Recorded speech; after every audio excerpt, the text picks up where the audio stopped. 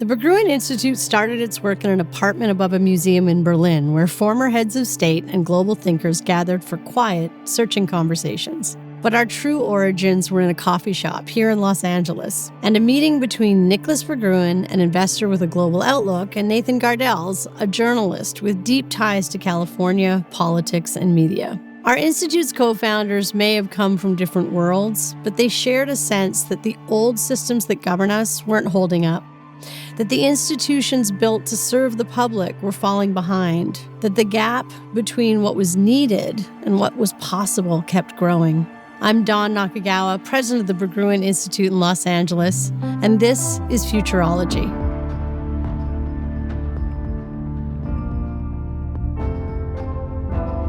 In the aftermath of the 2008 global financial crisis, in our institute's earliest days, we confronted political systems mired in short-term thinking. Starting here in California, we set out to do something about it. We reached out to leaders from the right and from the left, from labor and global finance. But these weren't just local problems, so we looked outward, too, to the west and to the east, convening unlikely coalitions of thinkers and doers, hunting for new ideas and new institutional architectures capable of managing the challenges of the 21st century.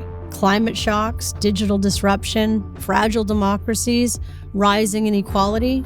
In Beijing, Nicolas and Nathan began to meet with scholars and senior officials to understand how a very different system had managed to lift more than 700 million people out of poverty, how infrastructure got built, how long-term planning was made possible. It wasn't about copying China's model. It was engaging in dialogue between the East and the West to explore what we could learn from each other. Historically, moments like this, when existing systems falter, have often preceded great transformations. The plow, the printing press, the steam engine, each reshaped society and demanded new political and economic structures to match.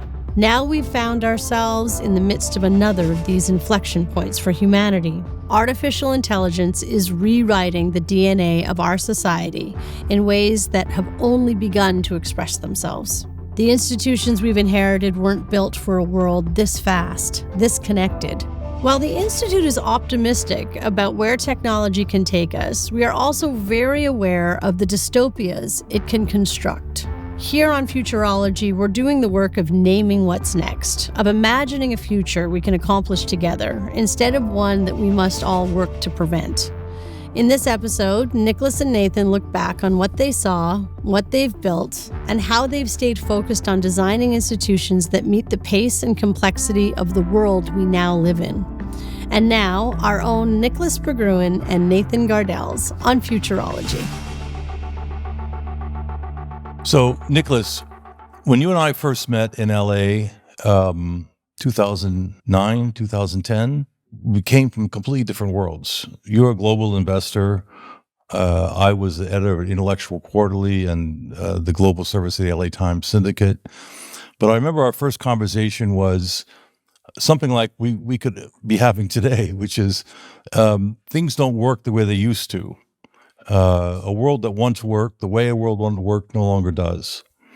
And I remember thinking at the time that we were a bit like the odd couple, Felix and Oscar in that famous movie, The Odd Couple, with Jack Lemmon and Walter Matthau. People who are young maybe don't remember what that film is, but there's a famous scene in the film where these two guys share an apartment, and Oscar's stomping around the apartment in frustration, and Felix says, "What's the problem, Oscar?" And he says, "There's something wrong with the system. That's the problem." And that exactly caught our own perceptions of the world at the time. And I think what we shared and what bonded us in the sense of intellectually bonded us to build an institute was the idea that the quality of governance matters whether society goes backward or forward.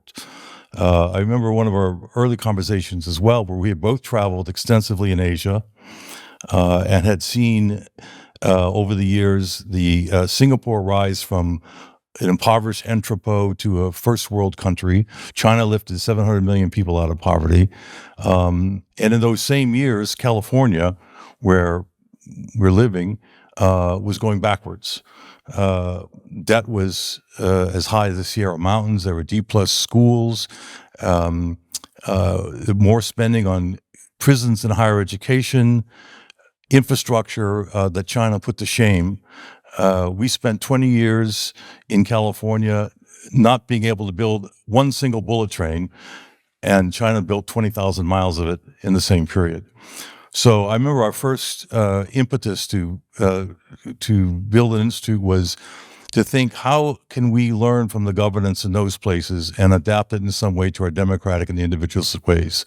So that was the beginning of the institute in my memory, and it'd be interesting to know what your conception was then, beginning at that time, and how we developed.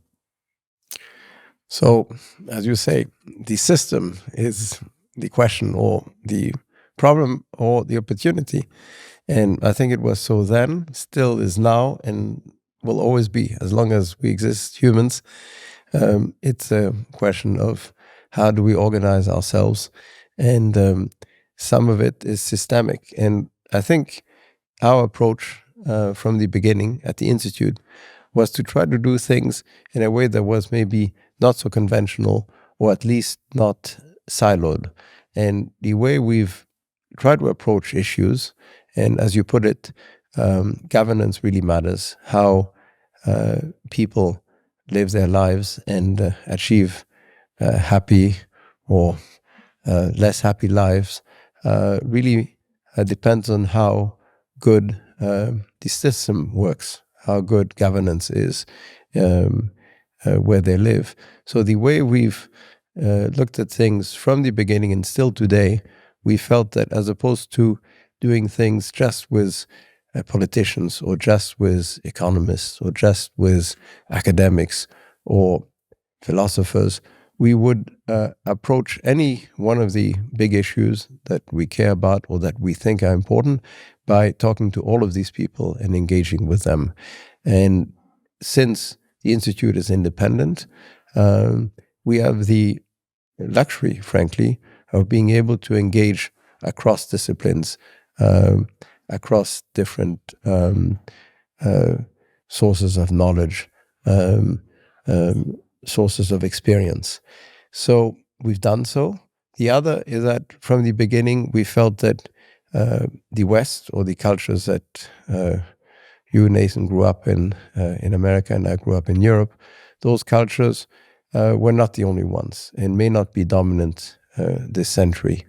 And we looked at other places, including Asia, as an example. So the Institute has consistently involved people, involved cultures that are from really everywhere, because we felt we could learn, and not only learn, but to have a world that is functioning and prosperous, we needed to really engage across cultures, and so we did.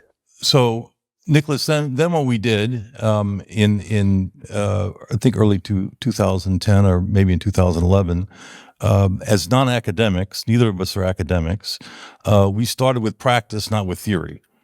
So we had two projects in the early days that I think are worth talking about as an illustration of what the Institute's way of thinking and what we've done. One was the Think Long Committee for California, and the other one was the 21st Century Council. So let me just talk for a minute about the Think Long Committee, and you can add something I may have forgotten or not put together. But just as you mentioned about cross disciplines and people from different silos mixing together, that group was a group of 13 eminent California citizens. California was in crisis, as I mentioned, with D+ schools and more spending on prison higher education, big deficits.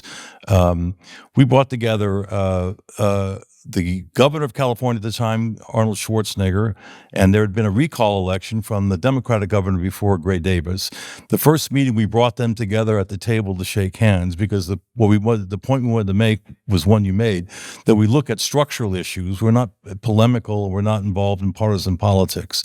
The rest of the group that was filled out with bipartisan players from all over who had experience in governance, from Jerry Brown became governor after Schwarzenegger, who testified with us, George Shultz, the former Secretary of State, Condi Rice, the former Secretary of State on the Republican side, on the right-wing side, the conservative side, and on the other hand, speakers of the Assembly, former treasurers from the Democratic side, community activists, labor union representatives, the former Chief Justice of the California Supreme Court. All of it was to put together a distance from day-to-day politics, looking at the bigger picture. How can we fix this? Stepping back, how can we fix this? We put together a report that was implemented in various legislation in the following years on reforming the direct democracy system. So there's negotiation, deliberation, transparency, and putting a rainy day fund because the budget volatility would make the state rich one year and poor the next. So without getting into all the details, the point was we brought together people from way different areas of life into one space to look at the big picture, distant from day-to-day politics, to try to fix things. Then the 21st Century Council was to do the same thing at the global level. In those days, we're talking about 2011 or so, we were still reeling from the global financial crisis.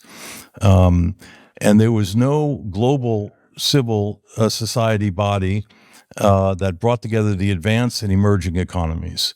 The world was breaking apart because of the financial crisis. So the idea was to have the experience linked with the global thinkers, linked with those who came to problems from outside the box. This group met for the first time in Paris, you remember, and we met with President Sarkozy at the time in France, because the idea then was to advise the G20, and the chair of the G20 is rotating. At that time, it was France. So we met with Sarkozy with this group. And out of that meeting, our Chinese partner, Zheng Bijian, said, I think the new incoming president of China needs to meet this group. So after that, we went, as you know, to China for several years going forward to meet with Xi Jinping and the leadership in China to create a bridge of understanding, which in those days, the bridge of understanding was more understanding than there is now. I think you made lots of very relevant, very valid points, Nathan. First is that very much as part of the DNA of the Institute is that ideas really matter. Ideas really make a change, a difference to who we are. And it has always been the case for us humans, still today. We, after thousands of years, we still live in a world that has been shaped by thinkers that developed ideas 2,000 years ago in Greece, religious ideas in the West, from Jesus Christ to ideas in the East, Confucius, Lao Tzu, Buddha. So ideas really matter, and that's one of the things that drives us and shapes us at the Institute. But the way we think about dealing with these ideas is to see how they are tested by the real world. So the DNA of the Institute is, yes, ideas, develop them, but then let's see how they're practiced, even try to test them in the real world. And that's what was behind the Think Long Committee for California, which, as you said, was a bipartisan effort to come up with reform ideas for California, which the committee did come up with. And it's interesting, and I would say, I may ask you a question, just to deal with California today. It's interesting that California is maybe an important example of what America is, but it is an extraordinary success, a huge economy, I think California is maybe the 5th largest economy in the world. 5th, yeah. So incredibly productive. Yet, and technologically, probably the most creative, most impactful place in the world. But when you live, let's say in Los Angeles, where we both live, you can see how, with all the success, the place doesn't function. Certainly, that doesn't function the same for most people. There's enormous inequalities, not just in outcomes, but also in opportunities. So you wonder what's wrong with the system. So part of what we try to do with Think Long Committee is to address this. And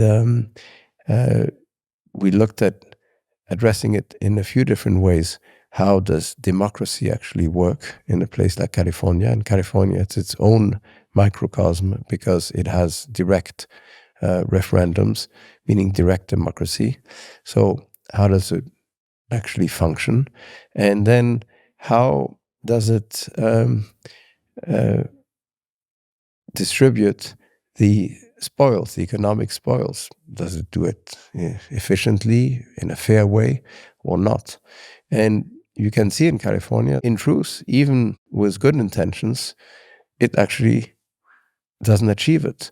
So the issues are potentially cultural, potentially structural, and therefore they're systemic. And that's what's unique about the Institute. We will try to address issues at their roots. So in California, you have a referendum system, very structural, fairly abstract, because it's part of the structure of how democracy works in California. We worked at Think Long Committee for California on reforms to change the referendum system. We actually achieved some changes, not to the full extent that was recommended by the committee. We looked at making the system fairer from an economic standpoint, to bring more people into the future of the economy of California. We looked at ideas like universal basic capital, not universal basic income, but capital, meaning ownership, participation, as an example.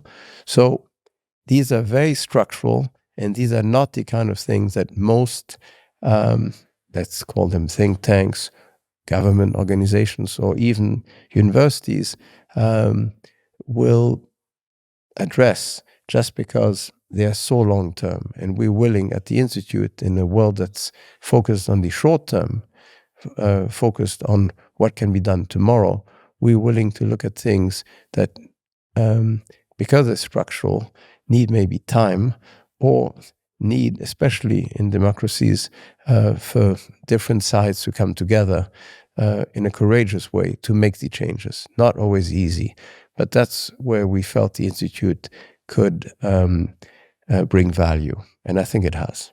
Yeah, there are, out of these various activities, I think we have developed a few paradigm shifts. From the beginning, the idea of the Institute, as you've said, is to foster foundational ideas for the future. If a paradigm is a frame of looking at reality, that frame has to change when there's new and emerging circumstances, some of which you've described. And so over the course of the experience of the Think Long Committee with the 21st Century Council in a global sense, and some other of our activities, we had a European group as well that was similarly organized. We've come up with three main ideas, paradigm shifts, so to speak, I think that would address some of the democracy issues you mentioned, but also the bigger issues. So let me just spell those out real quick, and you see if you can, if you want to add something to what I'm saying. The 3 Ps: participation without populism, predistribution of wealth through universal basic capital you mentioned, and planetary realism. The participation without populism kind of addresses what you were saying in California. The problem is that the political system is so captured by organized special interests that it's not functioning. So the idea, and more players are being brought into it all the time. So the idea of participation without populism is that since social networks and the participatory power of social media have brought so many more players into the political fray, never has the need been greater for the kind of counterbalancing institutions like the founding fathers had with checks and balances in the Congress to sort out the cacophony of voices, the welter of conflicting interests, the deluge of contested information. So all of which are fragmenting society. So in that kind of situation, you either move to authoritarianism or you move to more citizen engagement. And the idea of participation without populism, as you know, is that to integrate social networks and broader civil society into governance through new mediating institutions, for example, deliberative citizen assemblies, to complement representative government. Because to the extent representative government is tied up by organized special interests, the ability to bring the broader civil society with the broader interests that are not captured by special interests into play becomes very important in fixing democracy. If you can't make that work through more engagement of citizens, people will turn to authoritarian and demagoguery as we see happening. The idea of democracy is that citizens really own their future. But for democracies to work, they still have to delegate power. And the power is to government that's supposed to help run things. Well, if the elected officials are really just political instruments or representing different factions, just different parties, and not really the needs and wants of citizens, then the system, after a while, doesn't really deliver. And the question is, how do you deliver in an environment where everybody could have a voice? Technologically, it's much more possible. So what we've been working on in California is to really have smaller groups of citizens contribute through deliberative get-togethers on different issues in a way that's binding through votes, or really just to inform citizens as to the value of different issues, different referendums. And this has been done in other places. For example, in Ireland, in front of very, very sensitive, contentious, emotional referendums, in this case, abortion and same-sex marriage, Ireland asked citizens in small groups to advise each other on what these referendums meant, potentially. And it was very effective, because even though these issues were so emotional, when the results came in, nobody contested them because they had been discussed and informed by fellow citizens in advance. And that's one way to engage citizens. And the question in an environment which is more and more divisive, more and more in silos, potentially thanks to social media, how do you bring people together as opposed to apart? And how do you educate citizens? Because you want to engage them, you want to educate them. And that's one way, is to engage citizens in those debates. And that has been effective in a number of different countries. It's being tested more and more. And this is one of the things that we, through the Think Long Committee, the bipartisan committee that was created by the Institute in California, that's what we proposed.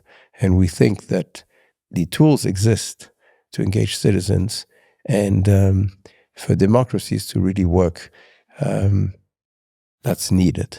Yeah, I think the experience of the citizens' assemblies in Europe and some of the deliberative democracy groups we've done in California is you can reach consensus if you bring people out of the partisan electoral politics into an island of goodwill, so to speak, where they can have access to information, so they really are informed about decisions they're making. That's a key element of participation with populism. Now, the idea of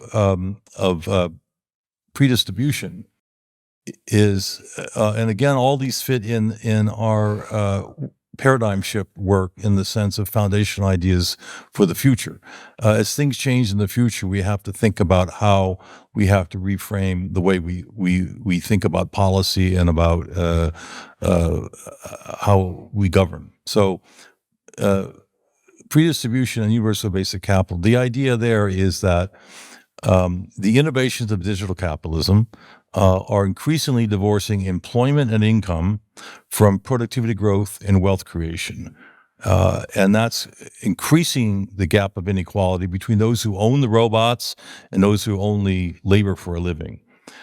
So a social contract that responds to that dynamic should foster an ownership share by all in the intelligent machine, in the wealth of the intelligent machines that are displacing gainful employment. The aim is to enhance the assets of the less well-off in the first place, predistribution, rather than only, as during the industrial age, redistribute the wealth of others after the fact. The idea is to not just break up concentration of wealth at the top, but to build it from below. And you do that by spreading the ownership. Now, I know that you have experience. You've lived some time in Australia, and you have an experience with how this kind of sharing of wealth through savings and investment really can improve the wealth and lessen the inequality of society. So maybe you want to talk about that a little bit. The idea is to make everybody an owner, as opposed to having haves and haves not, is to make everybody an owner, especially in a world where intellectual property is going to become more and more valuable. And the people who develop the intellectual property are, with time, especially when networks are becoming more and more important, digital networks, they're the real owners of the economy. And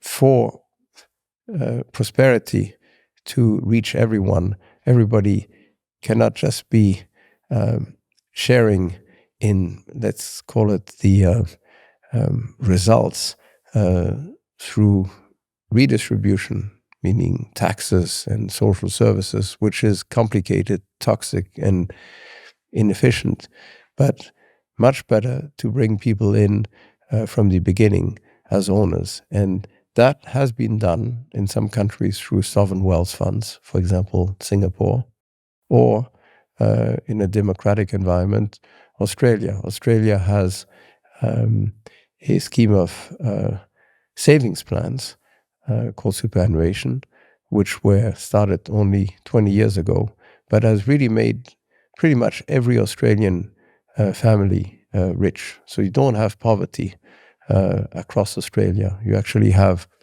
one of the highest median incomes in the world in Australia, thanks to something that was only started maybe 20 years ago.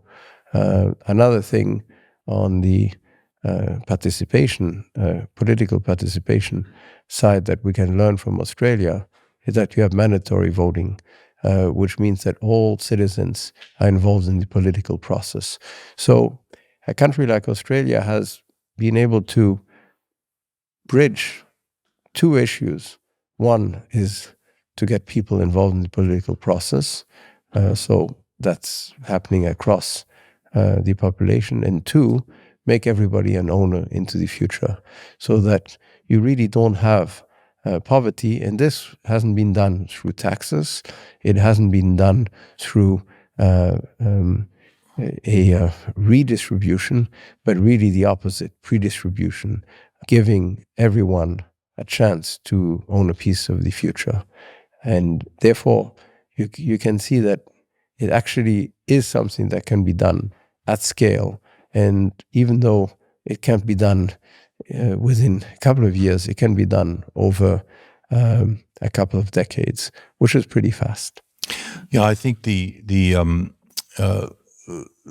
because there's savings, there's investment, and it's return on those investments, which is making the Australian participants in this thing is called superannuation fund wealthy.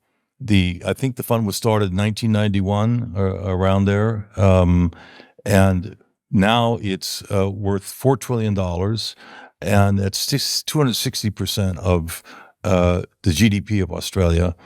And a figure I've written about recently is that for the voting age adults, per voting age adult, the wealth is $770,000. They're one of the top countries in the world because of this savings and investment plan. So that's the idea of predistribution and universal basic capital, participation in ownership of the future, so to speak. The third P is the planetary realism. So what planetary realism arose out of our work with China and the fact that as geopolitical relations broke down with China over trade and technology issues, nonetheless, climate change is still, mitigating climate change is still a super imperative.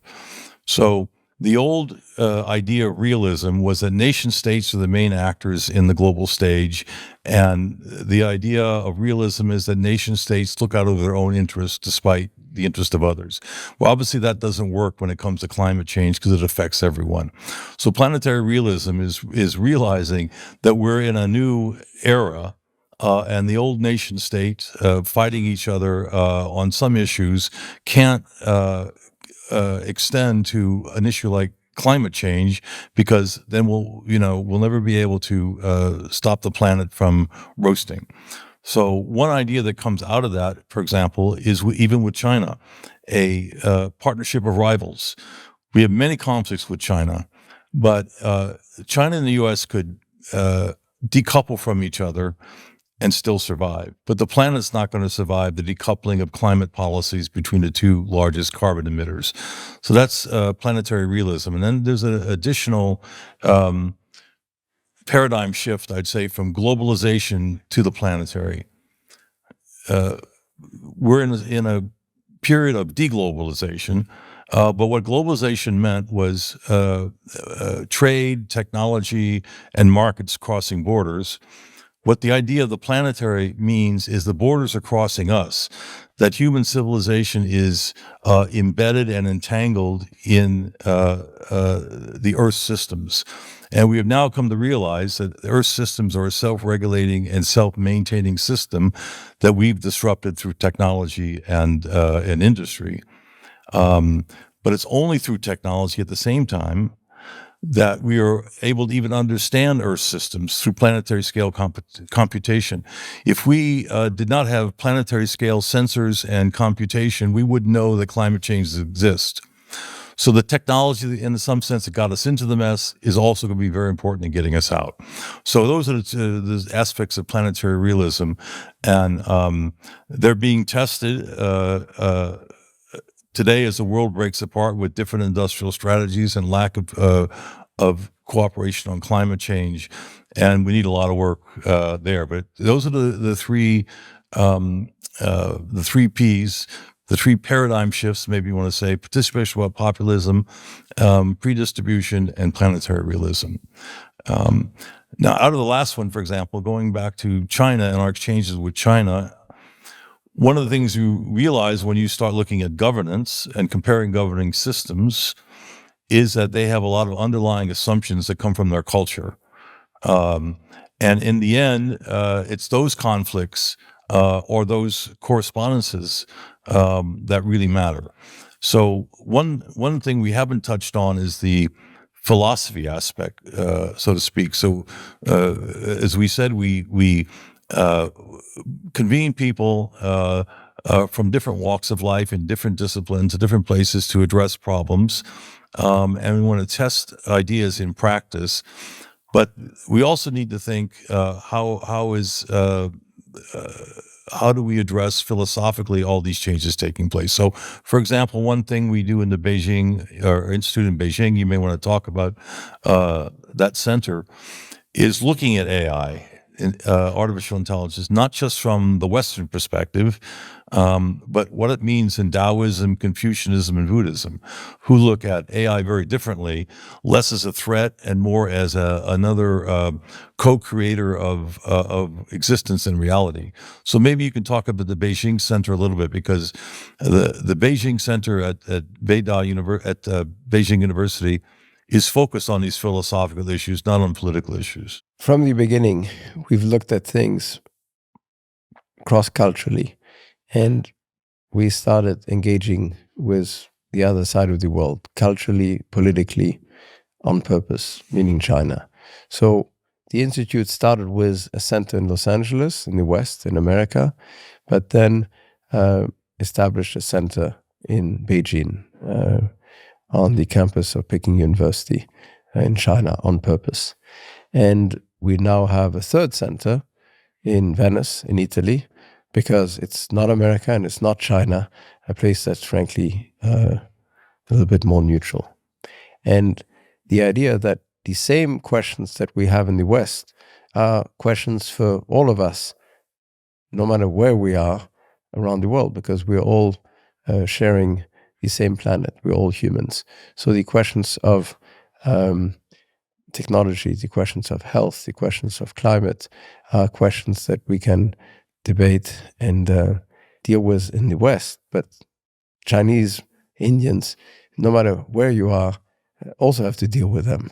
So in China, we address or try to address the same issues that we're addressing in Los Angeles, but much more adapted to the culture and drawing on the richness of the history and the culture that has developed over thousands of years. So there is a very different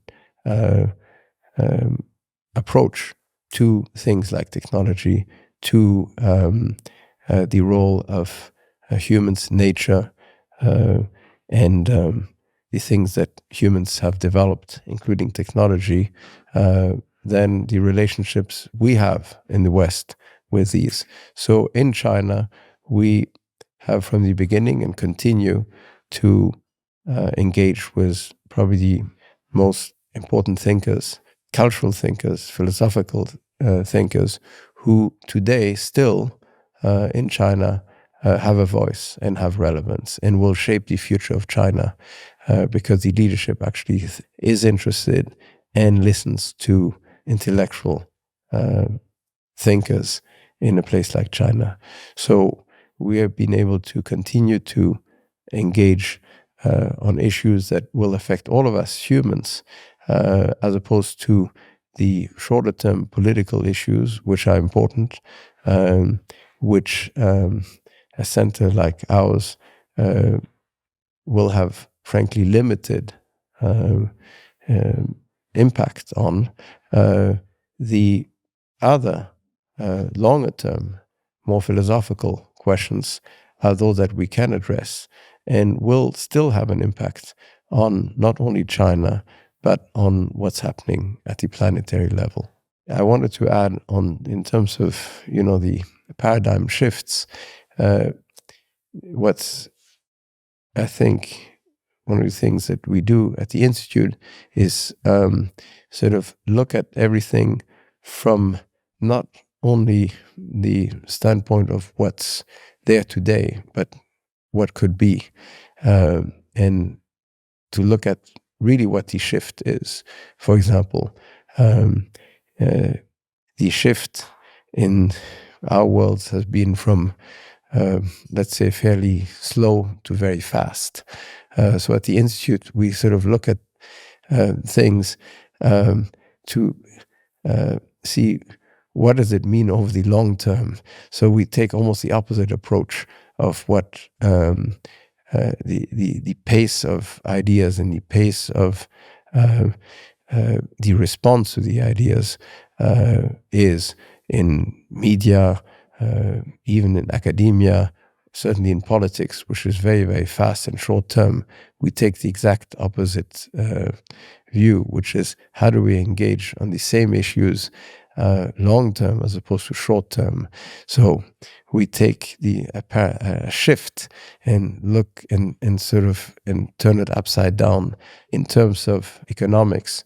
I mean, economic wealth is becoming more and more concentrated because of technology. So we take the exact opposite approach. How can you spread wealth, ownership in a way that's productive, not a punishment on those who are not involved, but really empowering them in terms of democratic or political participation in a world where you have more and more participants, meaning voters. How do you make the political contest that exists in the West an exercise that is productive, not just a contest? Well, by finding a way to have citizens participate. So again, we take the opposite tack of what actually is the practice. In terms of the impact of technology, everything is black or white. We think that we almost think the opposite. I think everything that is white can be black, and everything that is black can be white, in the sense that technology is definitely both, meaning it empowers by definition. And the question is, how do you make technology something that is still a help to us humans while we're still around, but in a way that obviously coexists with other elements of what is nature, and we are part of nature. So we take I would say, a longer term view. We take a view that still, in terms of technology, when technology seems to be, frankly, unstoppable and really part of the solution, we also take the view that you still, as long as we are around, we still want to involve and listen to human wisdom. So we take sort of the long-term view, still the human view, even in dealing with things that seem to be further and further away from humans. So these are the kind of things in terms of the shifts that are happening that we are interested in. Geographically and politically, same thing. The world has broken up in the last 10 years, visibly in terms of cultures. China for itself, India for itself, Russia for itself, the West divided within itself, but also for itself. And so everyone is more siloed in terms of culture. But yes, there are certain things that are planetary that can only be dealt with at the planetary level. They have no cultural or national boundaries. Health, climate, technology, and how do we deal with those? So the Institute, or we try at the Institute to be realistic about the shifts, but then as opposed to letting us sort of accept the shifts, we almost take the opposite tack and test it to see if there's a way, a longer term way to address them. Yeah, a good example of that is in technology. So in AI in particular, artificial intelligence, that through our various meetings and institutions, councils and so on, we participate with all the people who are doing the AI engineering up in Silicon Valley. At the same time, and they're the ones who are very gung-ho, let's just go all the way with no breaks in developing AI towards artificial general intelligence.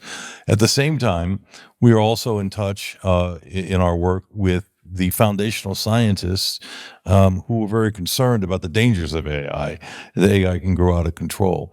So I would say that we're one of the few kind of institutions that has feet in both camps and has tried to, again, as we do in all things, kind of relate these different silos to each other. So one example I think that's worth mentioning is the meeting, and then we bring in the China situation as well. The meeting we had recently in Italy, we brought together the top AI scientists from China with the top AI scientists from the West to talk about safe AI as a global public good.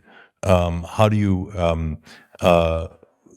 just like climate change and mitigating climate change is a global public issue, so too is AI safety. So again, we brought together people from completely different places to convene and address the issues in the long term. So therefore, we're seeing our publication Noema, people actually write this to us, we're seen as dystopian aware techno-optimists, meaning we're exactly the kind of hybrid you're talking about. We see promise in technology. We're also very aware of the downside, and we try to bring those two together. The other P on philosophy is the Philosophy Prize. What was your concept behind that? Part of the key inspirations behind the Institute is that ideas matter. And there's a Nobel Prize to reward great writers, great economists, physicists. But what about rewarding ideas, the value of thinking? And we felt that ideas are just as valuable as anything else. And since it's very much aligned to what we believe in at the Institute, we created a philosophy prize, which is at the same level as the Nobel, $1 million roughly. And therefore, every year we give an award to a thinker who's made a difference. And this has been now close to 10 years that we've done so. And the jury, an independent jury, has awarded the prize to leading thinkers like Charles Taylor, but also people who've made a difference in terms of the way we practice our lives, like Ruth Bader Ginsburg, and thinkers who are maybe not so well known, but are deep thinkers, not necessarily well known in the West, like Karatani, who was the winner 2 years ago. The Japanese thinker, yeah. So the idea of the Philosophy Prize is very much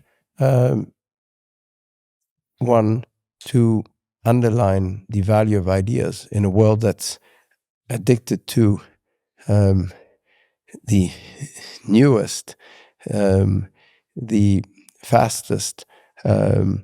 Ideas are much slower, and their impact develops over time, is tested over time, but has incredible lasting value.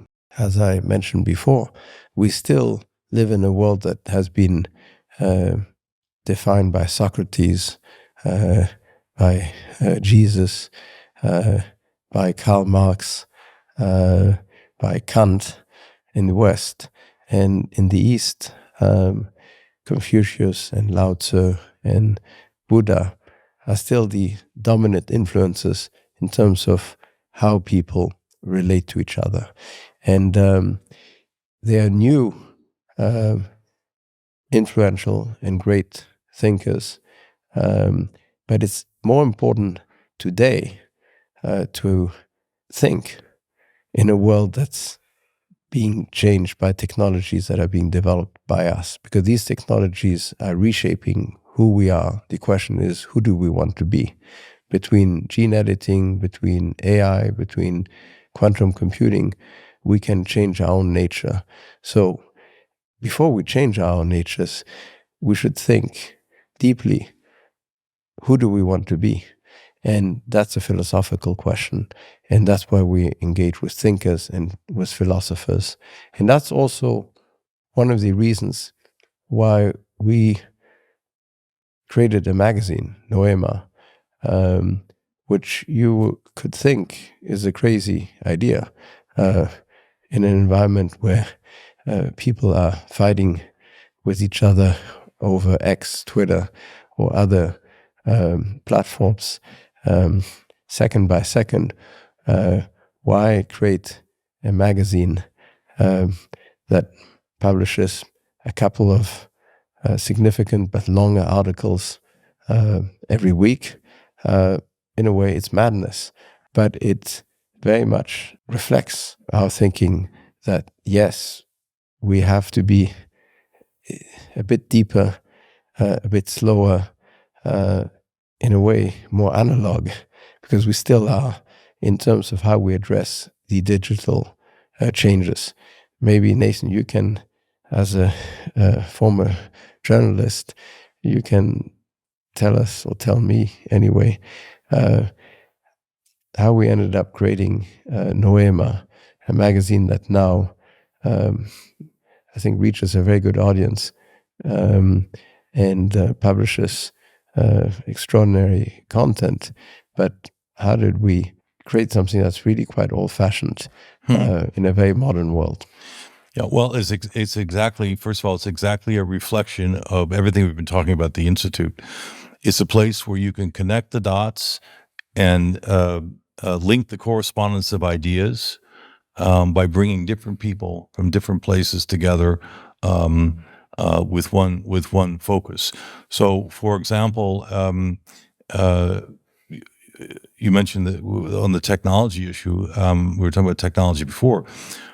You have a dialogue going on, I mean, not face-to-face, but in the pages of Noema, between Yuval Harari, who says AI is an alien species that's going to invading us, not from outer space, but from California.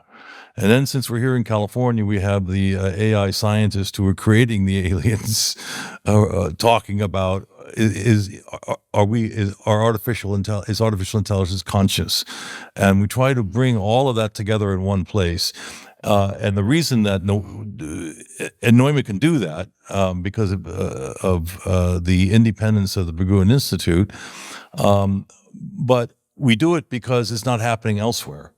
A predecessor to the Noema was the World Post, which we published in the Washington Post. It's all, as you were saying, it's all quick, it's all daily, it's all a meme of the moment. You can't penetrate to the depths of what the real issues are. And Noema, the pace of Noema, and the way we look at the world enables us to do that in long form, and often having untimely meditations about things like the Planetary or universalism when politics is going nationalistic. So it's kind of a little refuge from the pace and mania of the rest of the media. So I think that's why it's attractive to people, because, as you were saying before, it's the opposite of the way most new media is being launched, which is just the other way. It's how to get many clicks, how to spread memes and dominate the discourse for 30 or 40 seconds. So we're very much focused on the quality of the discussion, the quality of the ideas, and also hopefully the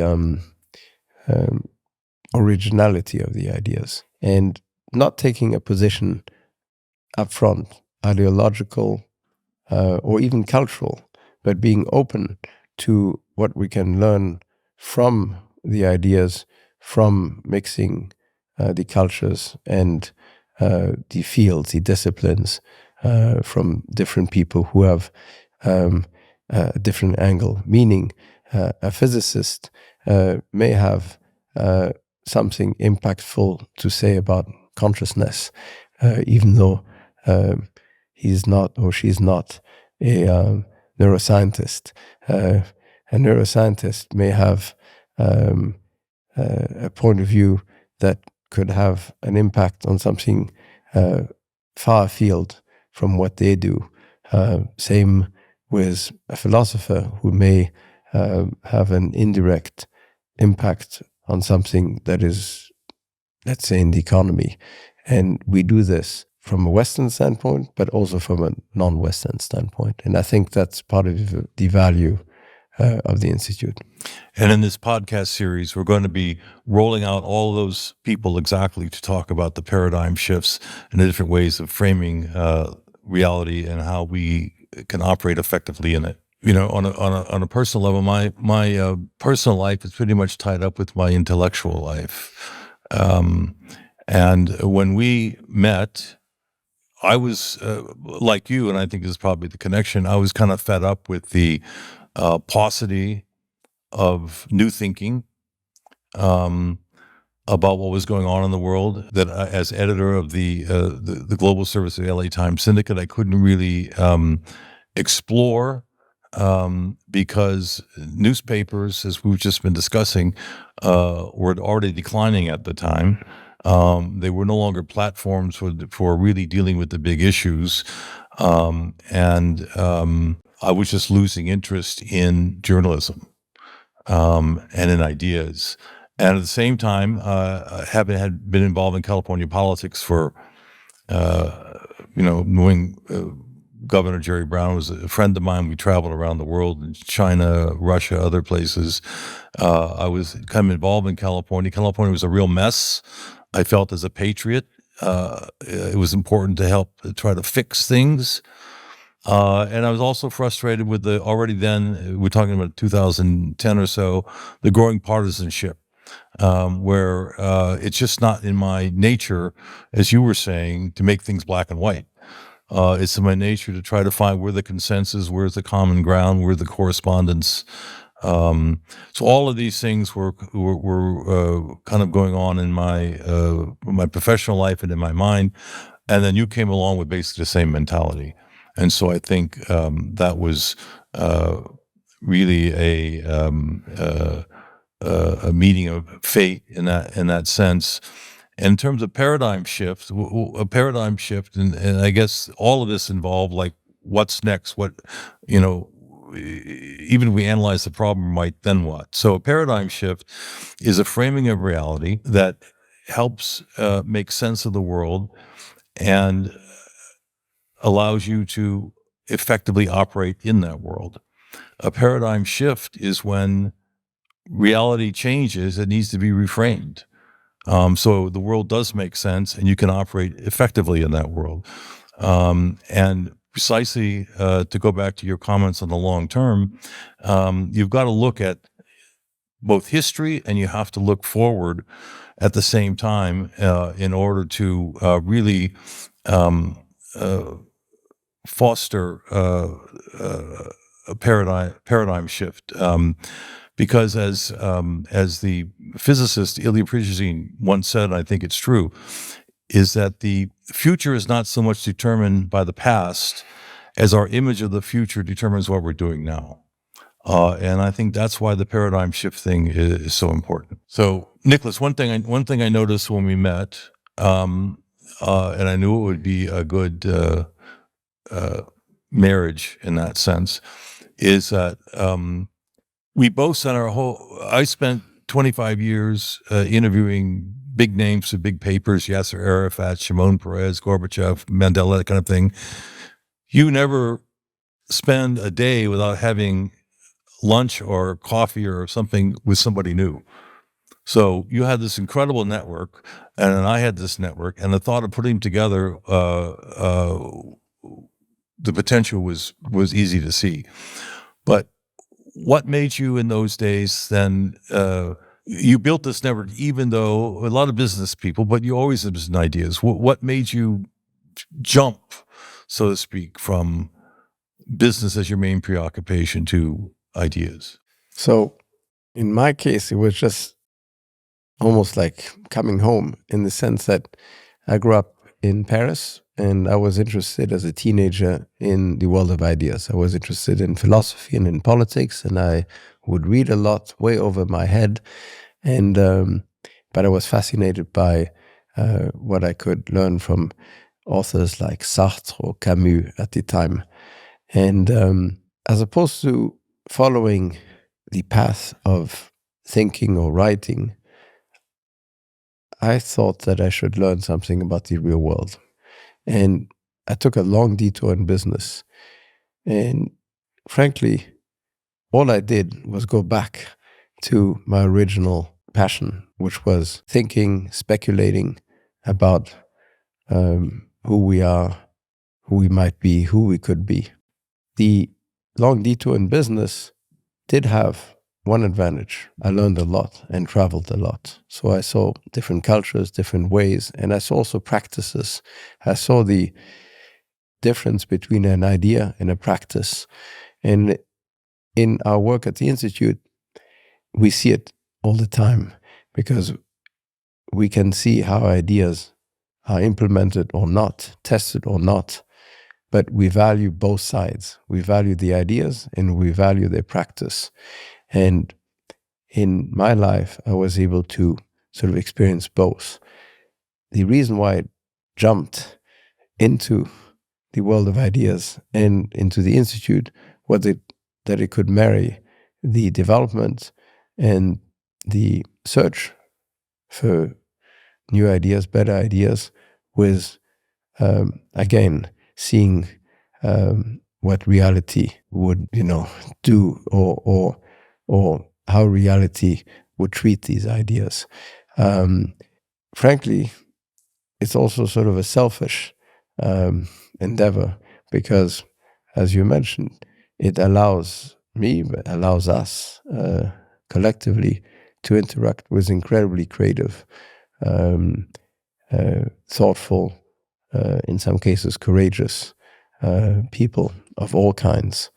And it's, as a personal experience, it's a fabulous place to be able to interact with some of the more interesting people that exist, but not just in theory, but in practice.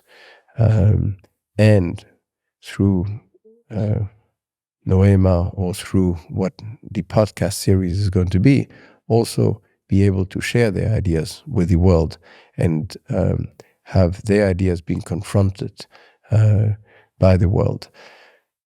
In terms of paradigm shifts, this was a paradigm shift for me because I also saw that the world was shifting, and I felt that in a world that is going to be very different today than it was 15 years ago when we started the Institute, and I think will be very different 15 years from now, why not be involved in this paradigm shifts?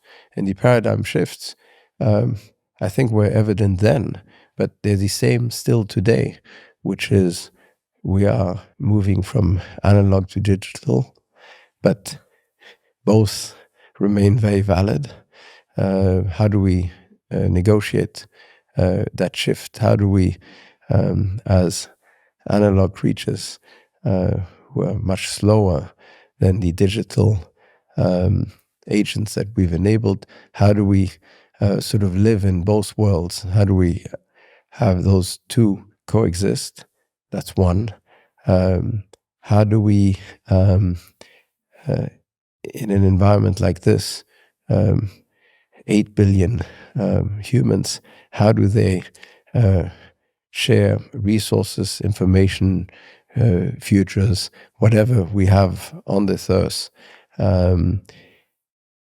Those shifts are becoming much more transparent to everyone. That's another paradigm shift. And how do you actually navigate it for each one of us as individuals, but also for cultures, nation states, different stakeholders? That leads us to cultures and geopolitics. There's no question that there is a shift in this century from the West to the East. I've always felt that this century is the Pacific century. That's where we are, California, but looking on the other side at the Pacific.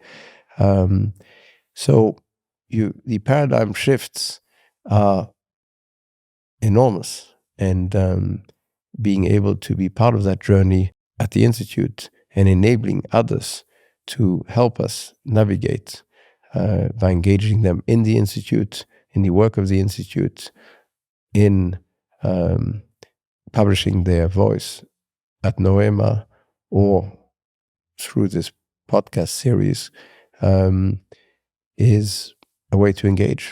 And as a human, that's what living is about, is engaging with others.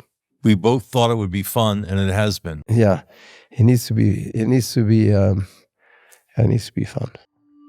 Futurology is a Studio B and Waveland production with distribution from Realm. Our executive producers are Nicolas Berggruen, Nathan Gardels, Dawn Nakagawa, Nils Gilman, and Jason Hoke. Futurology is produced by Grant Slater, Alex Gardels, and Natalia Ramos. Our associate producer is Alyssa Mardini. Futurology's theme music was composed by Marcus Bagala. The show is mixed and mastered by Aaron Bastinelli. Special thanks to Heather Mason, Olivia De Rienzo, Carly Migliori, and Nick Goddard.